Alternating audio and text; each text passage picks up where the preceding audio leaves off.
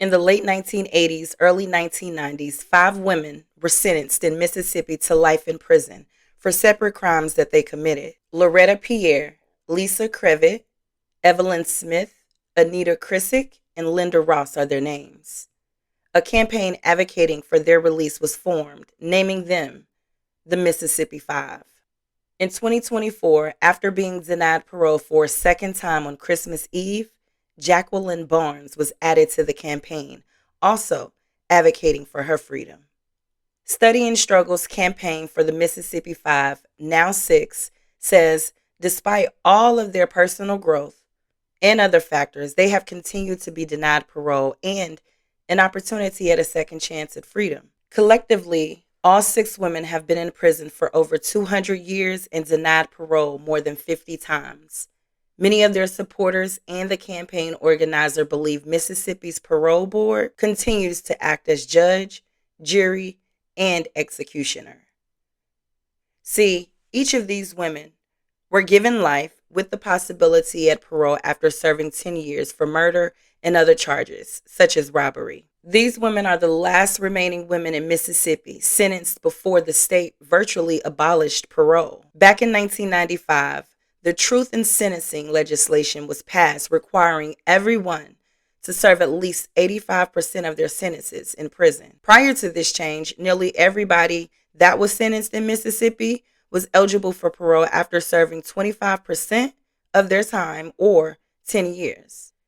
Loretta Pierre has been denied parole 14 times. That's more than any woman in the state's history. Her last denial came in 2022. That same year, Evelyn, Linda, Lisa, and Anita were also denied parole for the 7th, 9th, and 10th time, respectively. Behind the walls, the women have supported each other for decades. And actually, Anita and Loretta were awaiting trial in the county jail together back in 1987. Through information gathered from the campaign, available court records, and their own words, let's take a look at what led these women to prison and the crimes that may keep them there until their final breaths.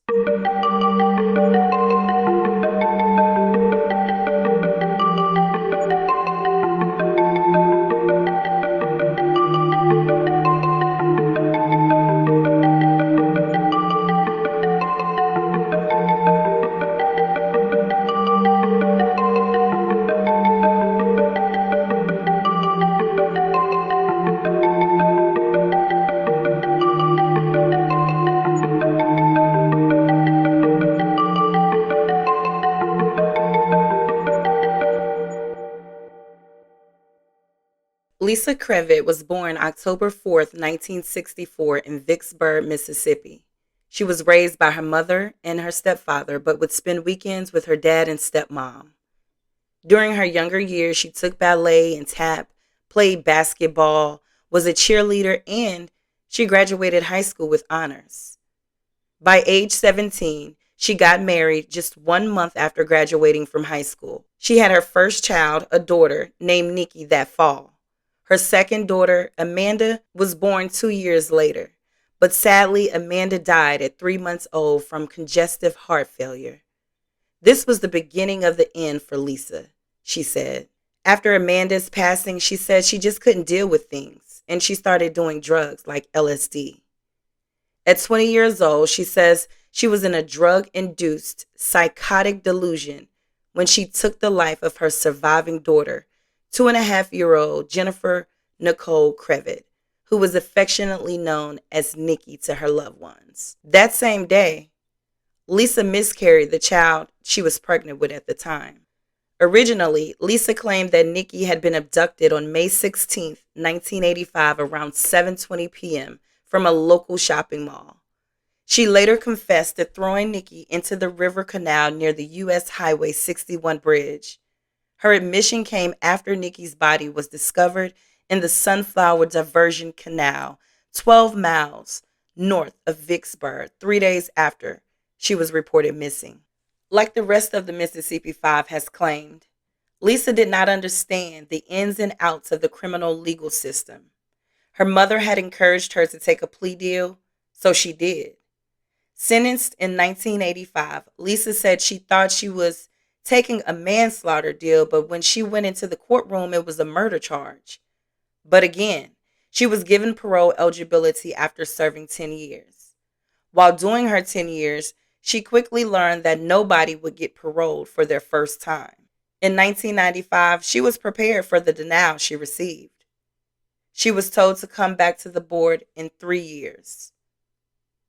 Lisa Krevit's ex-husband, Jeff Krevit, who's now a Warren County Justice Court judge, has fought to keep his ex-wife behind bars over the years and has also urged the community that helped in the search for little Nikki, to write letters to the parole board and request that Lisa's release be denied. Each time Lisa comes up for parole, it's like reliving those days back in 1985 when he lost his little girl. After divorcing Lisa, he would visit Nikki every weekend. In total, Lisa Krev has been denied parole 9 times since 1995, with 30-some odd years worth of set-off time. Her latest denial, again, she was given another 3 years to sit in prison before she gets another opportunity at parole. For 40 years, Lisa has maintained the same job while behind the walls and has received no disciplinary reports. Lisa had another daughter while she was incarcerated and is now a grandmother. She maintains the support from her daughter and all of her parents. When denied for parole, she's been told to get her GED, but again, she graduated high school with honors prior to her crime. The last denial, the board marked history of violence, but Lisa says she has no other convictions other than the murder charge that led her to prison. Despite the many denials and the years behind those walls, Lisa remains hopeful that one day she will be released. My name is Lisa Krev, and I am incarcerated in the state of Mississippi, where I have been for the past 39 years. I have no disciplinary reports in my file, which seems to serve no purpose, as I have been denied parole 9 times for a total of 34 set-off years. It's very disheartening to sit in prison your whole adult life, reform yourself, do the right thing, getting no reprimands or negative reports, and yet continuously receive set-offs from the parole board. I was born October 4th, 1964 in Vicksburg, Mississippi, into a wonderful family. I have a mom, dad, stepmom, stepdad, a brother, 2 sisters, a daughter, 2 grandsons, and numerous aunts, uncles, cousins, nieces, and nephews. I am a cat handler in the animal program with my forever cat Cosmo. When I am afforded the opportunity to go home, he will go with me. I also help in fostering 25 other cats who are waiting for their forever home. I am computer literate and licensed to operate a forklift. Finding employment will not be difficult for me, as I am still young enough to work hard. My next parole hearing is scheduled for February 2028.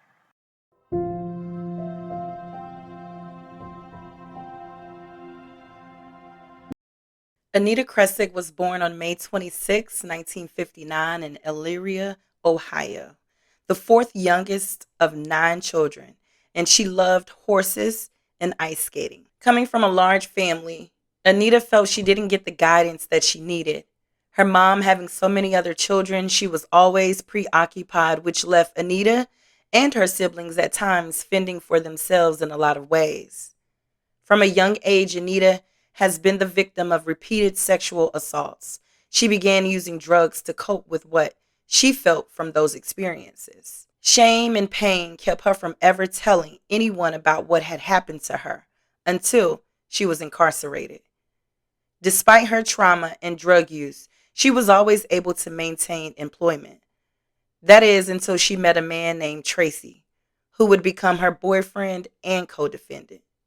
In the spring of 1987, Anita hooked up with Tracy Allen Hansen, a man 4 years younger than her with a long criminal history which began with Florida's juvenile justice system. Between 1981 and 1984, he caught at least 10 felony convictions. Now, how Anita met him, I don't know, but they ended up in Florida.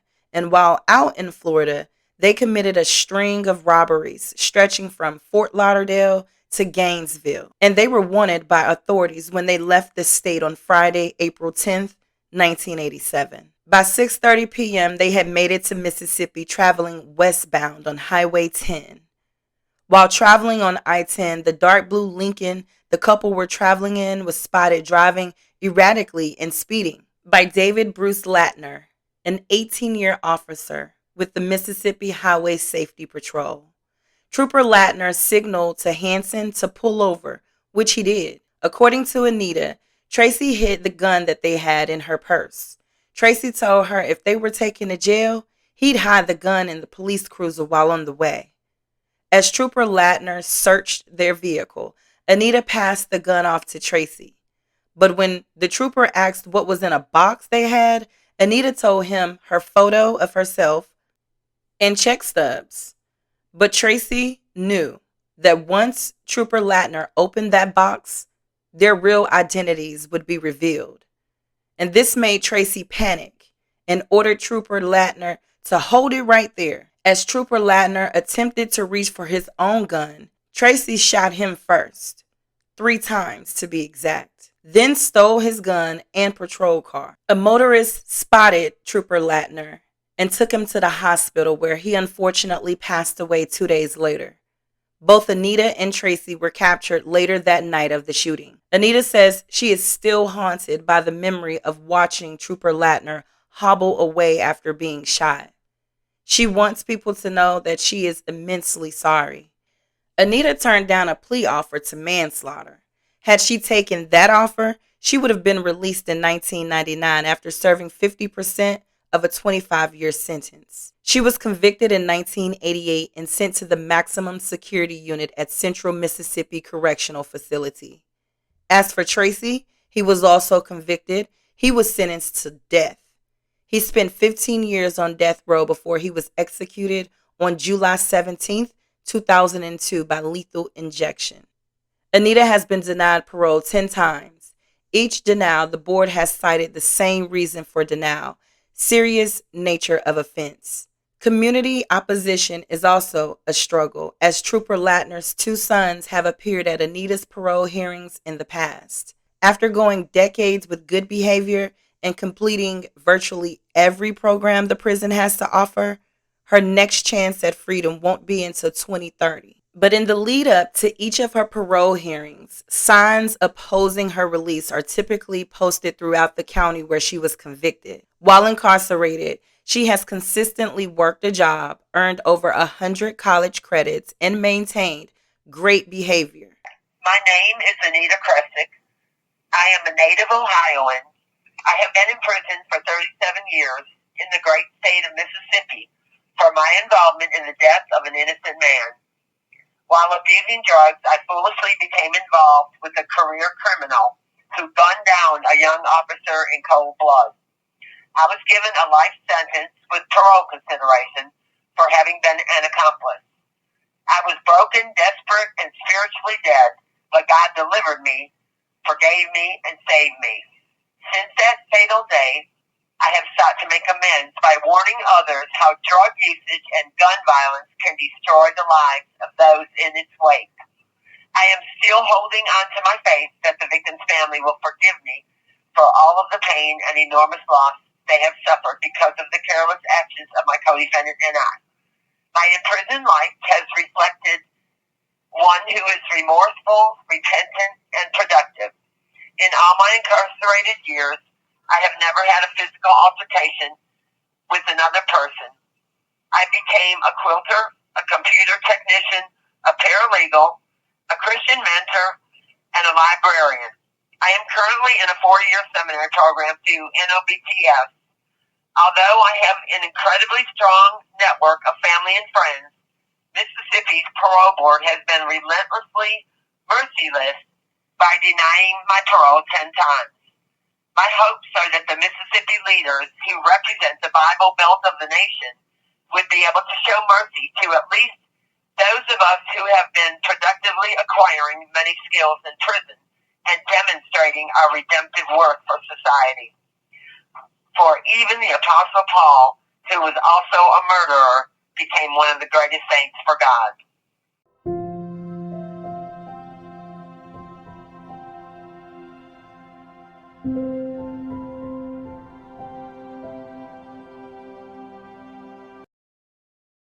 Loretta Pierre was born on June 7, 1965 in Jackson, Mississippi, and says she has nothing but good memories of growing up in Gulfport, Mississippi. She loved being with her daddy. As she said, she was a real fool for him. He always had a big boat, a shrimp boat that they go out shrimping on.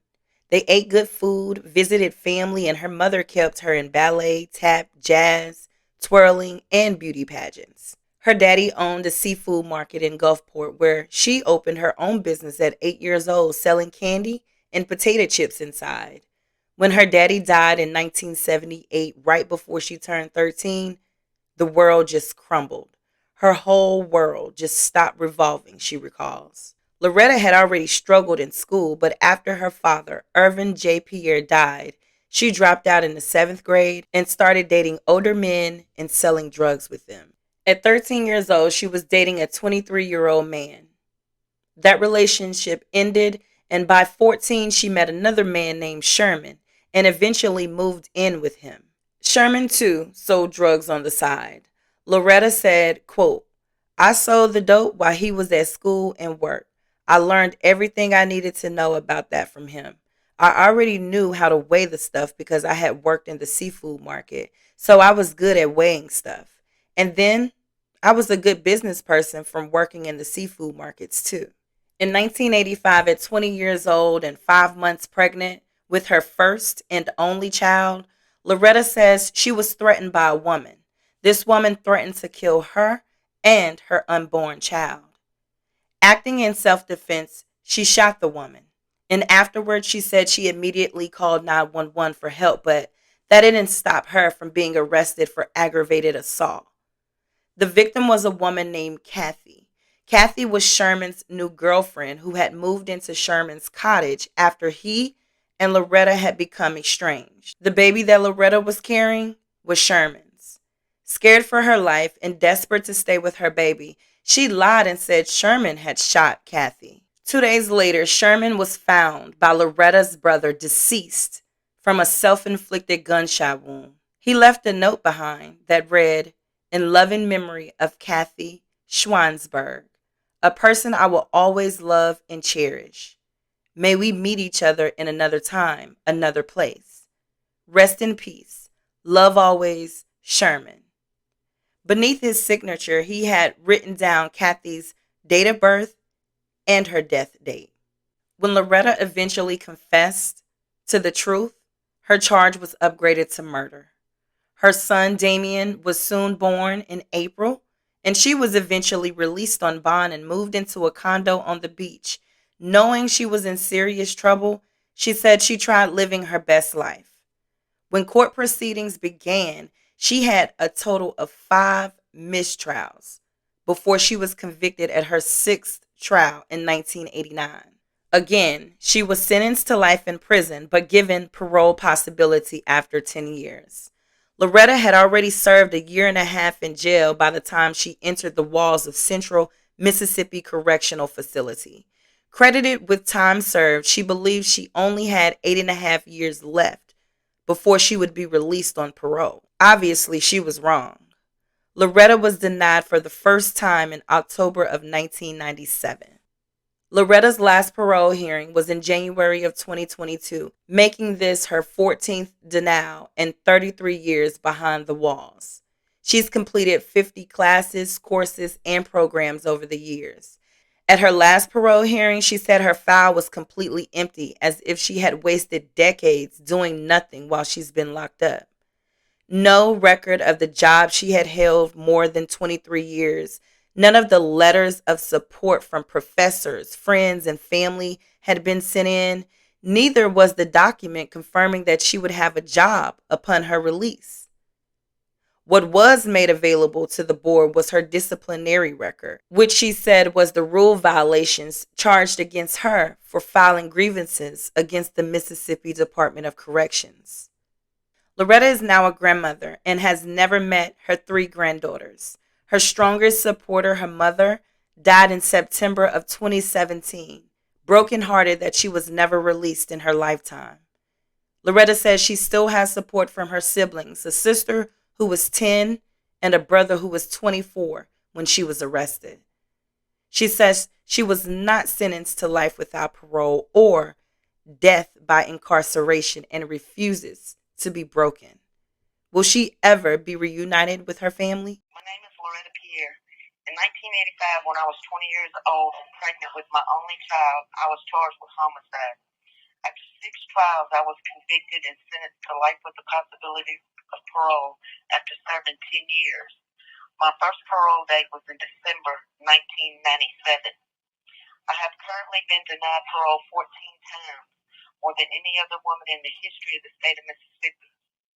The son I was pregnant with in 1985 is now 38 years old with 3 children of his own. I have grandchildren that I have never seen in person. I am a grandparent, a mother, a sister, an aunt, a friend. I am also a published writer, a college student, organizer, educator, prison abolitionist, and a politicized prisoner. I am still very close to my family, but unfortunately my mother died on September 19th, 2017, while still awaiting my release. I have currently served over 36 years in prison. My next scheduled parole date, my next scheduled parole hearing is in December 2025. My charge will be 40 years old then, so I'm hoping to be released soon.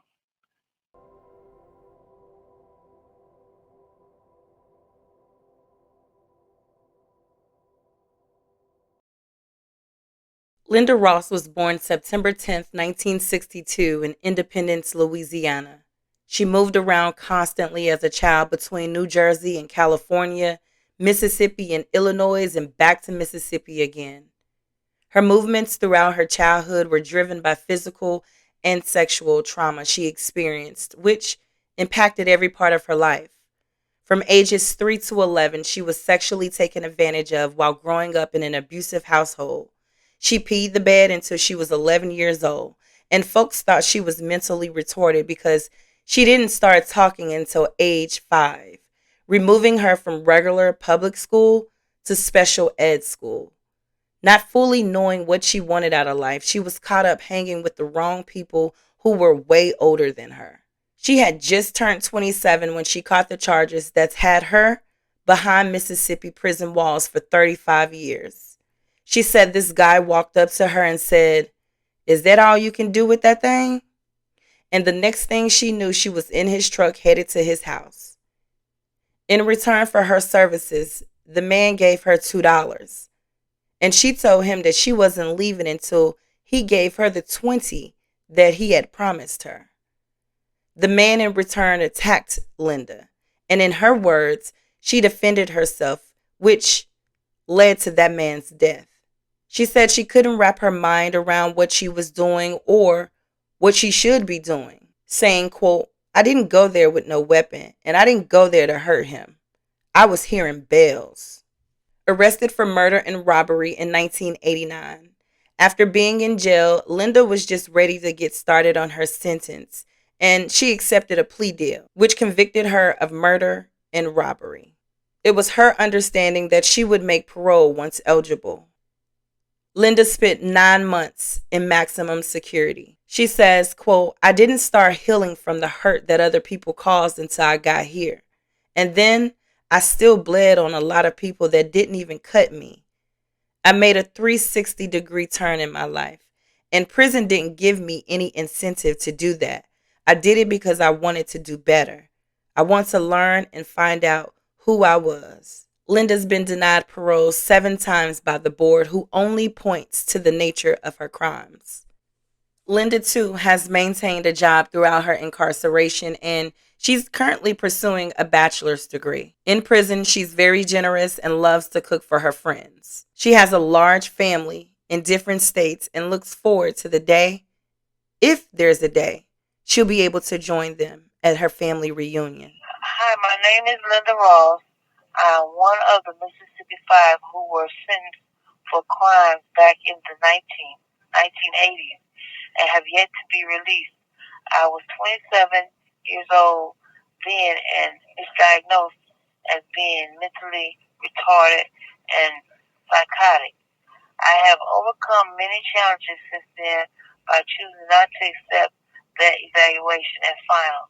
I am now 62 years old and have been refused treatment for hepatitis B since 2003. I am in need of a double hip replacement as well as shoulder and right knee surgery. I have used my prison time wisely and achieved my GED.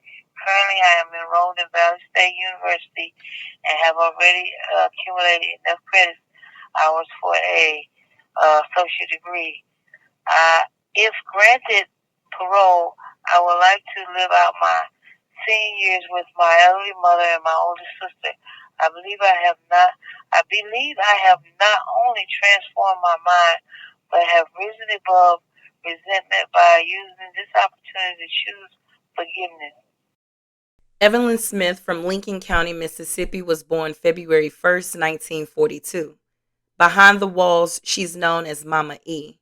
Growing up in a small rural county in southern Mississippi where many families farmed, her father worked on the railroad and her mother was a cafeteria worker.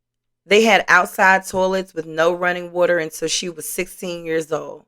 She recalls not having a lot at all, but she and her siblings were happy with what they did have, and her parents were super. Evelyn graduated in 1961, and shortly afterwards, she went to New Orleans. She then relocated to Chicago, where she lived for 24 years, got married twice, and raised her children there. She's held several jobs from the post office to box companies to laundries. She'd pretty much work anywhere to make money to support her family.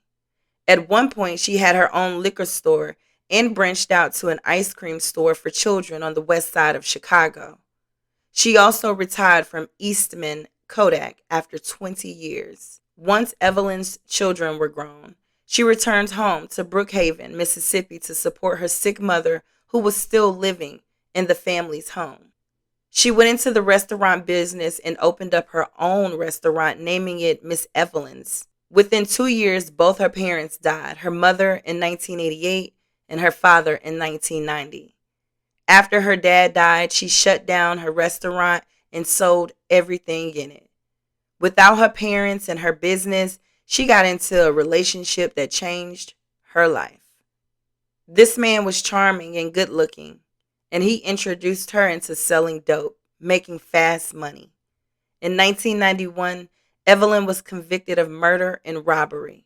She was 49 years old at the time of her conviction.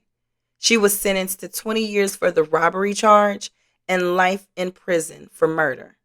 But again, she too was given parole eligibility after serving 10 years. Other than she shot her female victim, there was not additional details available surrounding Evelyn's crime. She's admitted to her actions, which she regrets, and have asked for forgiveness. She's reached out to the victim's family, and when her brother died, he was at the funeral hall that the victim's mother owned. She communicated with the family, and when her grandmother died, it was the same thing. "How are you, Evelyn? What can we do?" she recalls the victim's mother asking. Despite this, she has been denied parole 7 times. Each time, the parole board has denied her due to the serious nature of her crime and insufficient time served. If she makes it to C85, Evelyn would then get another chance at parole, but will she be released? Okay, my name is Evelyn Smith, 77975. I've been locked up for 32 years.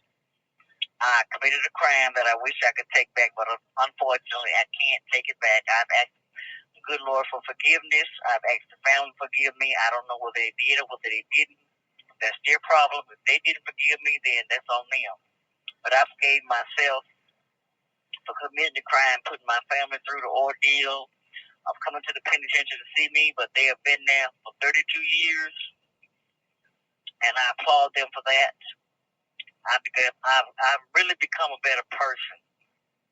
I've done some amazing things since I've been here. I worked from the day that I got out of Max, which is in March 1992. I worked ever since.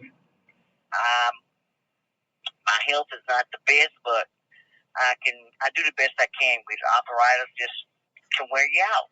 But I do a lot for the young people. I try to talk to them and encourage them and let them know that this is not the place to come to. If you have children, small children at home, you need to be at home with your children. All my children now are grown, but I miss the birthdays and the graduation of the grandchildren, the great-grandchildren. And I regret many of that, but my family comes to see me. They support me. I'm 82, and the last time I went up for parole was in 22, and they told me to come back when I was 85. Recently added to Study and Struggle's campaign for the Mississippi 5, Jacqueline Barnes was born on October 3, 1963. She was indicted on 5 counts of capital murder in Adams County. A jury found she and her co-defendant, Dennis Fleming, intentionally set a fire to a house that was located at 17 Old Wilson Lane in Natchez. The fire killed the homeowner and 4 of her relatives. The fire occurred on the early morning of August 12, 1992. The only survivor, a 7-year-old, identified Jacqueline and Dennis as the 2 people she saw in her yard right before the fire started. Jacqueline was convicted in a joint trial in February of 1994. She appealed, but the Supreme Court affirmed both her conviction and sentence in 1997. Okay, my name is Jacqueline Barnes. I am 61 years old and the mother of 2 sons. My oldest son was killed and my youngest son lives in Seattle, Washington. I have one sister that lives in Natchez, Mississippi, one brother that lives in San Antonio, Texas. I had a very good childhood with my mother, father, sister, and brother. We went to school and church. I was using drugs in 1992 with my fiance when we started a house fire that ultimately led to the death of 5 people. I was sentenced by license, some concurrent and some consecutive. I was incarcerated for 27 years before I went up parole. They set me out for 2 years. I went up a second time in December 2024. They set me out for 3 more years. I have been working at MedCorps since 1997. I also go to school 2 days a week. I'm trying to get my high school diploma. I haven't had any infections since 2017. I am a loving and caring person and very respectable. Jacqueline Barnes, 84254.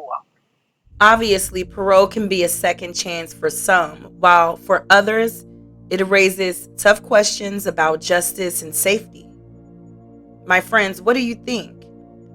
Should any of these women be granted parole? Or should they serve their sentence in full? Life means life, but they were also given parole eligibility after 10 years. Let me know your thoughts in the comments. My condolences to the families of all of the victims, and may they continue to rest in peace. Until next time, my friends.